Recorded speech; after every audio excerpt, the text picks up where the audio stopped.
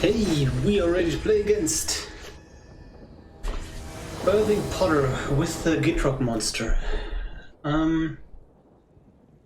Interesting hand. If this was a forest, I think I would keep it just based on the power of like turn one, like goose and all the fun stuff. But given that we don't like this doesn't come into play untapped, we have to mulligan this.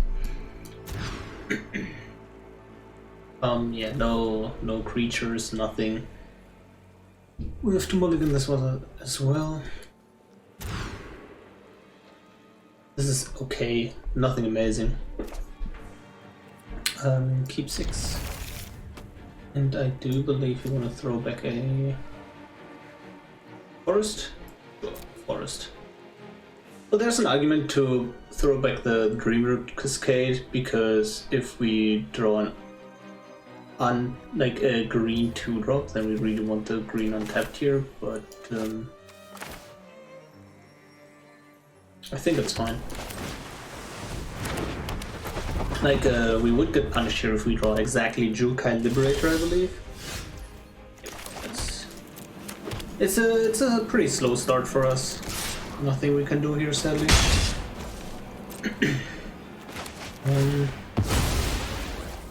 Another thing is they are on a like non-combo version. They didn't even include like the 3-card combo to go infinite. So like they are just good old grindy value, and that's kind of where we struggle.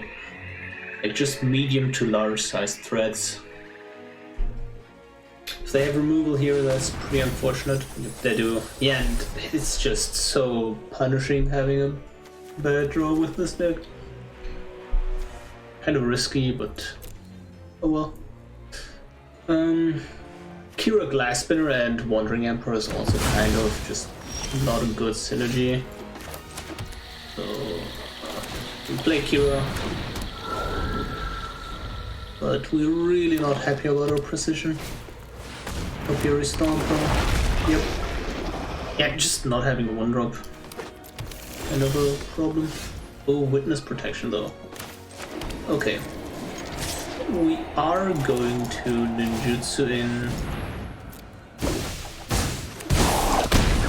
the Moonblade Shinobi just to have this flying 1-power creature, and then next turn we can go Rigo Witness Protection on the Gitrog monster. Oh wow, they don't even play Gitrog. Very interesting.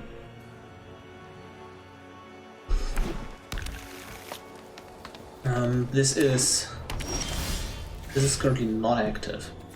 Oh, perfect.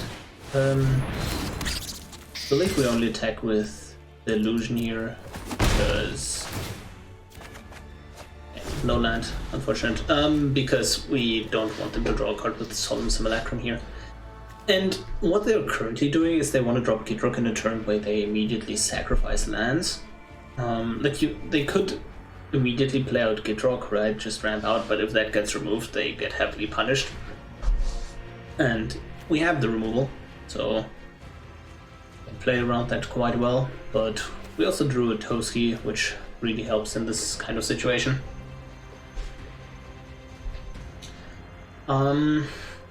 Maybe currently thinking if we want the Kira on the board right now or not.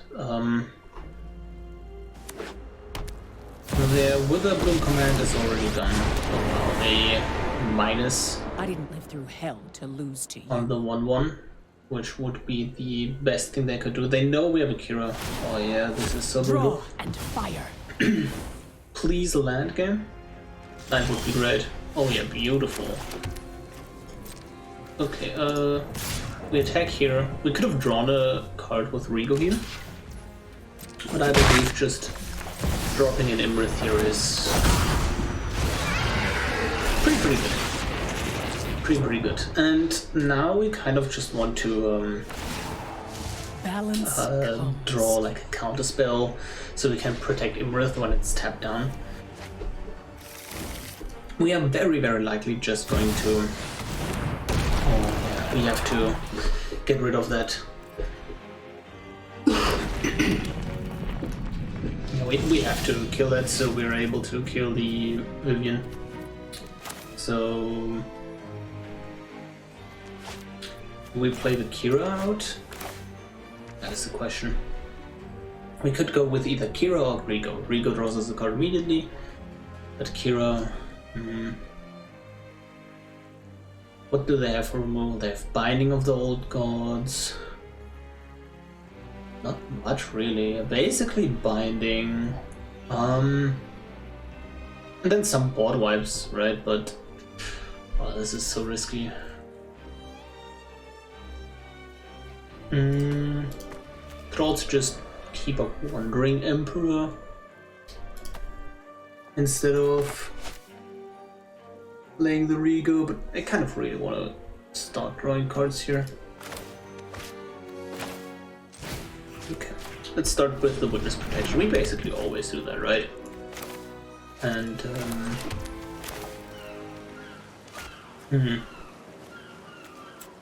what do green? Let's play the Rigo. Draw a card here with the Toski, because Rigo draws on attack, not on actually dealing damage. So yeah, they have very little removal left for our Imrith in their deck. But they do have Ulvenwald Hydra and Cavalier of Thorns that are like as creatures that are actually big enough to block the Imrith. Although a Cavalier of Thorns is a 5/6 creature, and we can just flash in an Emperor to give this +1/+1 counter and first strike, so it wins in combat. If they board wipe us here, that's kind of okay, because we will leave behind a Toski. The one problem is Meathook Massacre, and a Meathook Massacre is basically wiping the whole board. So what does this tell us? This has Vigilance, that's why they're attacking with this, and this is a... They want this to die to draw a card. If we block with the Rigo here, it's kind of free, but then we get punished by Blood in the Snow, so I guess we just let this go through. We could also block with the Moonblade Shinobi here. But I feel like a Moonblade Shinobi on attack is going to be pretty good with a Grazilex, because then we can swap it back to our hand, reapply it later, get a 1/1. Okay. And hopefully they don't mill too many lands. Yep, perfect. They are returning the Vivian here, so we're likely going to play Kira next turn just to give the Imrith additional protection against that.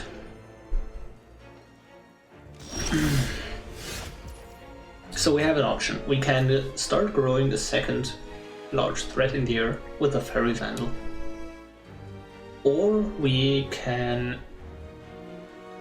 like, if we draw land, we can go Wandering Emperor, put a counter on Imrith, Kira in the... Basically, the idea here is that if they play their 5/6, we're not going to get absolutely destroyed by that. We could also start putting counters on Toski. We're unable to do that after we play Kira. Again, a small slight non-bo in the deck here, these two cards specifically. We can also draw, like have multiple draws triggers on the stack. I believe we draw 3 cards if we attack with these two. And then we only play the Fairy Vandal. Oh no, it's whenever you draw the second, right? So we can't just like do it whenever you draw a trigger once. Tricky. I believe we want to grow the Fairy Vandal here. So we swing with these. Oh. Oh yeah, that is just a beautiful, beautiful draw. Okay.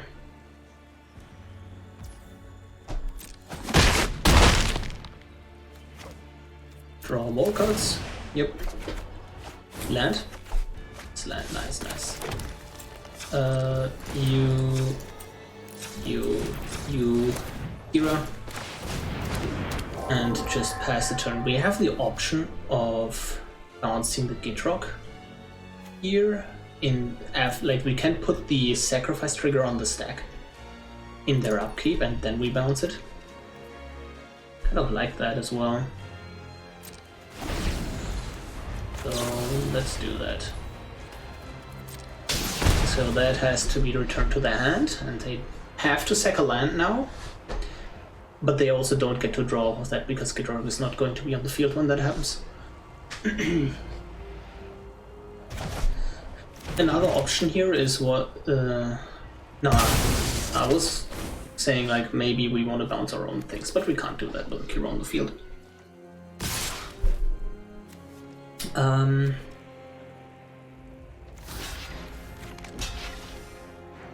Are we playing around Blood in the Snow? Or...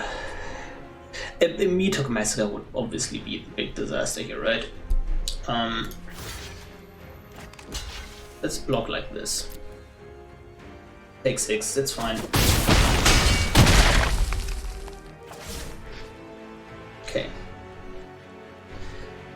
Please no Meathook. Thank you. Perfect. That is a pretty good card, but not good enough. Oh well, the Ancient Green one though. Oh, that's so disgusting. This is so disgusting. They get that back. We really want to draw something like Swords to Plowshares here, for sure. Okay. Oh, that's a pretty good card. That is indeed a pretty good card. We draw one. And I believe we play this card out right now. We need to get ahead here. So... I will play a Spectral Sailor. Draws more cards. Attack with these two again.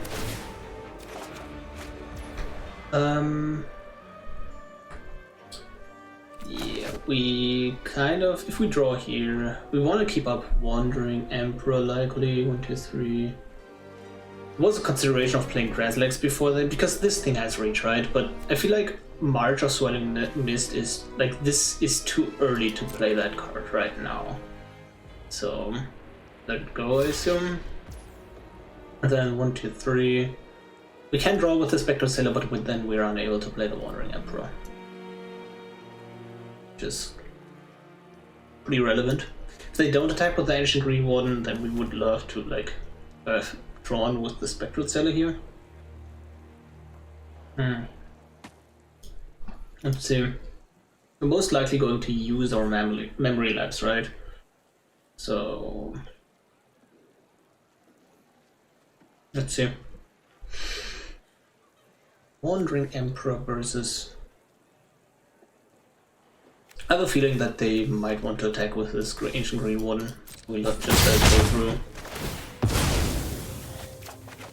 Okay. We definitely want an unblockable creature in this situation. Just like a 1/1 that can't be blocked would be absolutely massive. So what we're doing right now is also a very interesting line, where... So the Gitrog monster is absolutely fine here, because we're holding up a March of Swelling Mist in their end step to phase out their bot to draw a ton of cards here.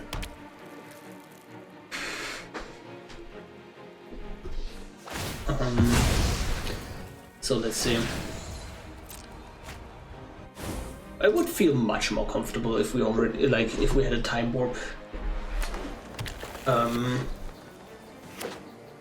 in our deck left, but we don't because we already use it. Maybe our window to like phase these creatures out was when the trigger was in the stack, so they couldn't replay the second land from the graveyard with Ancient Green Warden. Didn't make that. Yeah.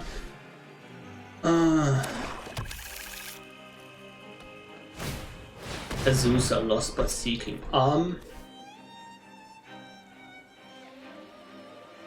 Do we just phase that out? And they get to draw one additional card here. So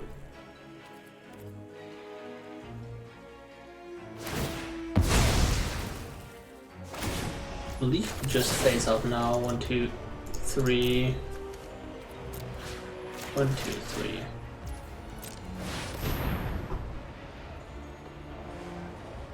And then they could have a 2-drop right now. And we get to swing in for 6 draw. 1, 2, 3, 4, 5 cards. 6 cards with the combat research.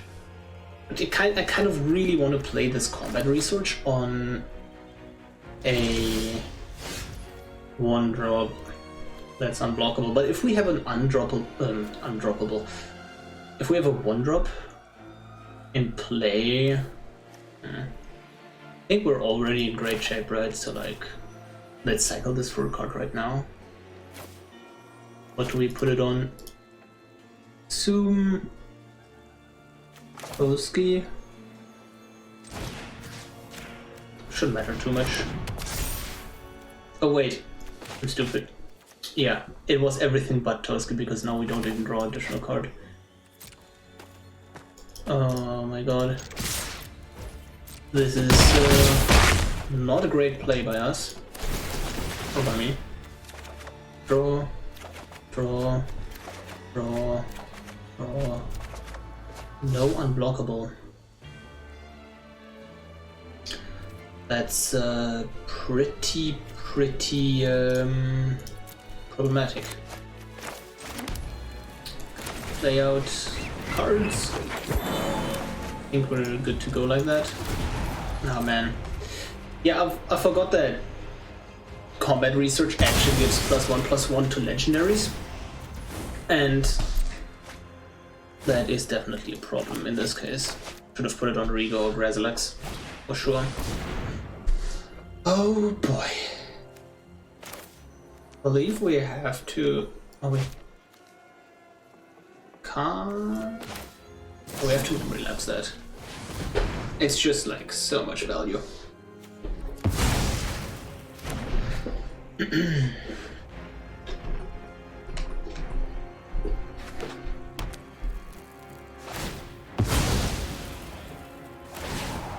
Oh wow, that's how this works. They draw before they search, right? Yeah.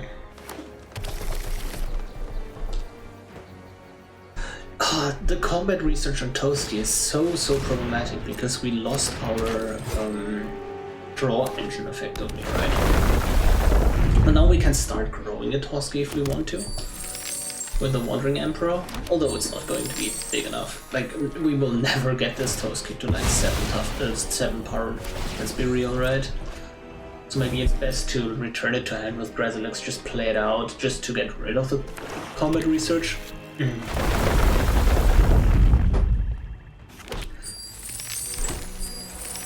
So, I believe we can't do much here anymore, because what they can also do, if they just start gaining life with Tireless Provisioner and just addition like food, then there is not much we can do. Yeah, I think we can scoop it up at this point. GG. Game 2. We're currently down a game, and let's see. Spare Sentinel, Capitec Record. They don't have too much artifact ramp, I believe. Yeah,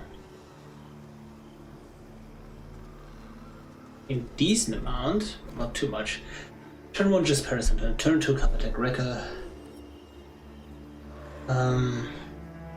Can't even play Rigo on 3, even though we have like Fateful Absence, Memory Lapse. That's pretty good. I believe we don't.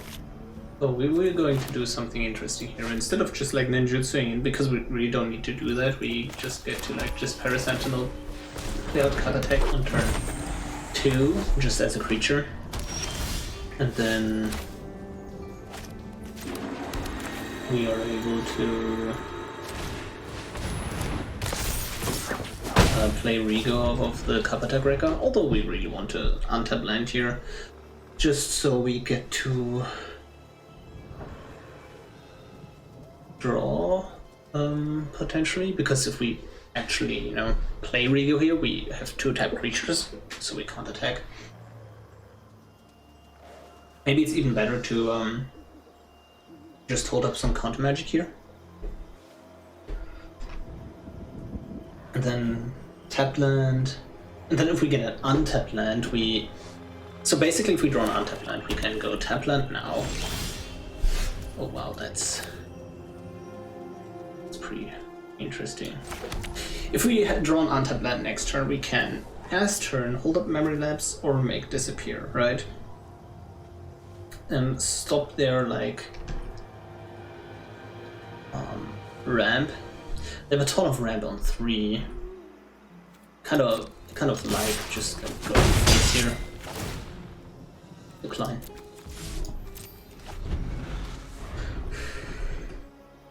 So we're likely going to use a memory lapse here on the Skill Swarm, just so in case they don't have another land in hand. Really messes with them. Oh, beautiful, beautiful. So we only attack with Cup Attack, right? Draw a card here.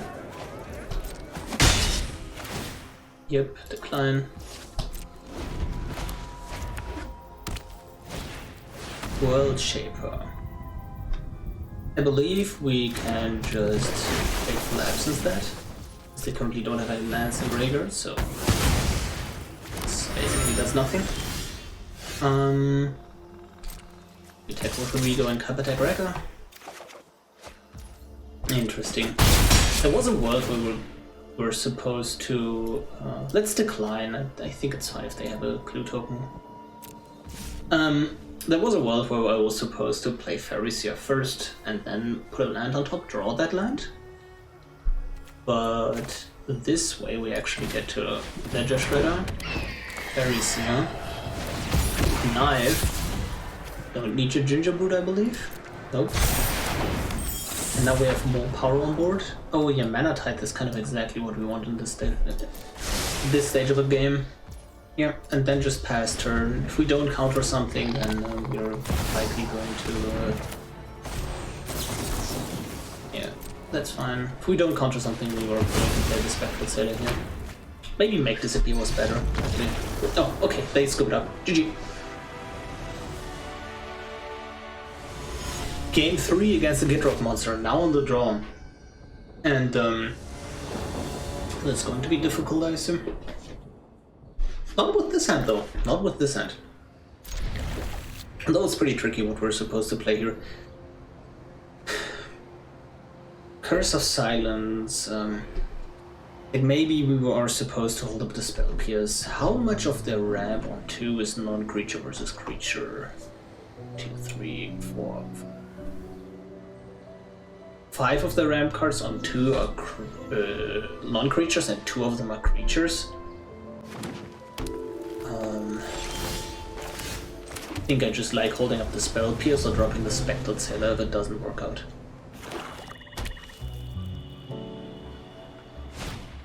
Yeah, beautiful. Spell Pierce. Now we get to Fairy Vandal, Rigo attack, grow the Vandal.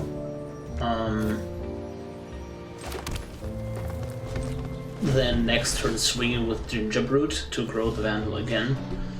Yeah, beautiful. This is fine.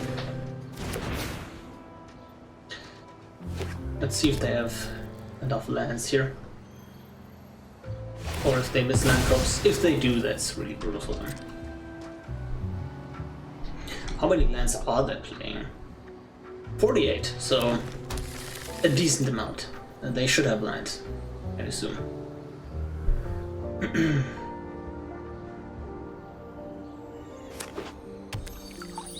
Maybe we are just supposed to play out the Curse of Silence right now. Very interesting. We could also just use a Memory Lapse in this case, and then Spectral Sailor. And also... So if we Curse of Silence, we know they can't drop Gitrog, right? I'm kind of into playing the Curse of Silence before the Memory Lapse, just so we can kind of like get double value from the labs, so it costs more twice. So let's play the Curse of Silence. The Gitrog monster, sure. And now the question is, do we now keep up the Curse of Silence? Do we keep up Once Upon a Time? Do we want to just play like Gingerbread and hold Spectral Sailor in there instead? I'm kind of fine here right now. Like, we don't need to commit to the board unnecessarily. If nothing happens, we can still want Spectral Sailor, and it's not too bad if we don't play out Gingerbread, right? Lotus Cobra. That really slows them down if we memory lapse that right. So let's do exactly that. And now they have to fetch in response, or if they fetch now, they have to wait till next turn. Because they will shuffle away the Lotus Cobra if they fetch now. Yeah. Pretty good for us.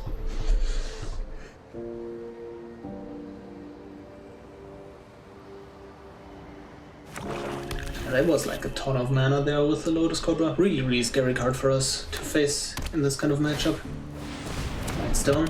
Okay, now Moment of Truth, right? Can we draw something? Swords to Plowshares? That would be so cool. Okay. Let's just go Forest, Gingerbread, just commit to the board. And we also have the option of trying to find a ninja here. To return Gitrog to their hand. Binding of Old Gods, sure. That takes out the Fairy Vandal, I assume. Oh no.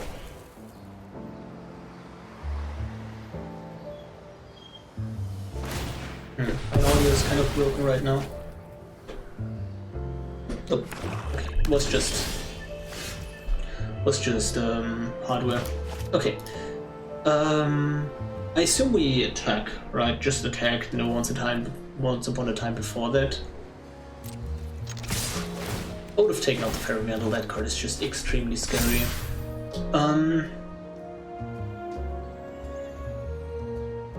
Let's Once Upon a Time for a land. Oh, there is the Moonsnare Specialist, but I believe we just need the second source in this case. I was doing this right now, and based on what I got here, now I have a way more informed decision whether or not I want to ninjutsu this Moonsnare Hacker in or not. Maybe we're just supposed to still play the Suspicious Stowaway. Kind of like that. And I don't think we need to commit this Ornithopter to the board. We have the end step Spectral Sailor. Let's just play Stowaway past turn, Ornithopter. They ramp. The Ornithopter is obviously premium target to ninjutsu away, but if they now have a board wipe, we're kind of really punished for playing into that, right? And just Ornithopter as a board wipe is pretty decent. Okay, Gitrog comes down. Additional land drop, sure. And we play Spectral Sailor. And we draw a decent amount of cards here. We're swinging in with everything except Gingerbread, I believe. Because it kind of... do we want to spend the mana? It's one additional damage. That damage could really, really matter. And we're kind of overloaded on blue anyways. Our costs are mostly blue and... let's draw first. Yeah, now we definitely want to do this unblockable. Okay. Oh wait, did we take the Rigo? Yeah, that's definitely a mistake. Oh wow. Didn't mean to do that. And we get to draw a card in the end step with Spectral Sailor. Be good. Oh man, now that is a big problem. Because if they now have the board wipe, if they, specifically Blood in the Snow. We are unable to... like the Rigo doesn't survive. Skill Swarm is absolutely fine. Yep. Yep. That card is just way too slow right now. 1, 2, 3, 4, 5, 6, 7, 8, 9. Yeah, we have exactly lethal here with a ninjutsu. So that's pretty great. Yep. Happens. And I believe they are dead. Let's just grab another blue source.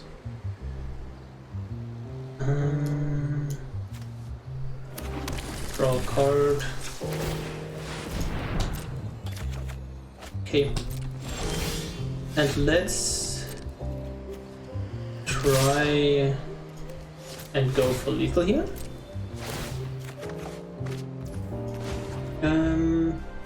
Yep. You're unblockable. And I believe we don't jutsu in the Spectre Sailor to hand. Doesn't seem like they have something. Spectre Sailor, so we can hold it. In case they have a board wipe, we can drop it in their end step again. Yep. And that is the game. GG!